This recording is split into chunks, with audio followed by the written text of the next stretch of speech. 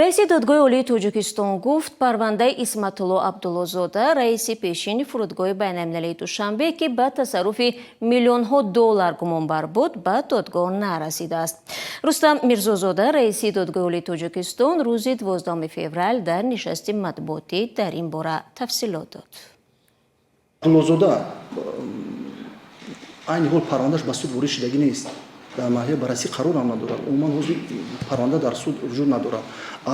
باقی مانده قسمت پرونده دیگر اینه که 14 نفر دیگر این همش کارمند خود فرودگاه نیست. هم شرکت هم در اینجا در بر میگیرد.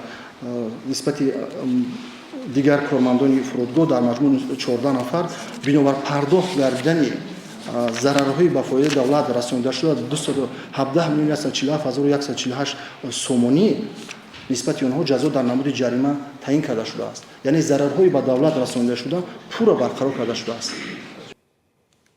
اسمت‌الله عبدالله‌زاده که یکی از نزدیکان حسن اسدالله‌زاده برادر عروسی پرزیدنت تاجیکستان نام برده می شود 9 سال رئیس فرودگاه دوشنبه بود. او را ماه می سال 2025 از مقامش برکنار و دستگیر کردند.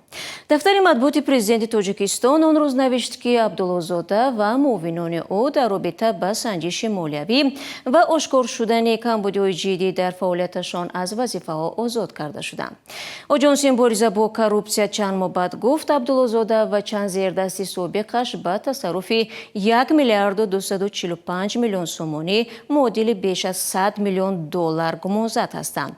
رهایی رئیس پیشین فرودگاه دوشنبه همراه چندی از زیردستان سابقش بحث‌هایی را در جامعه تاجیکستان از جمله میان کاربران شبکه‌های اجتماعی به میان آورد.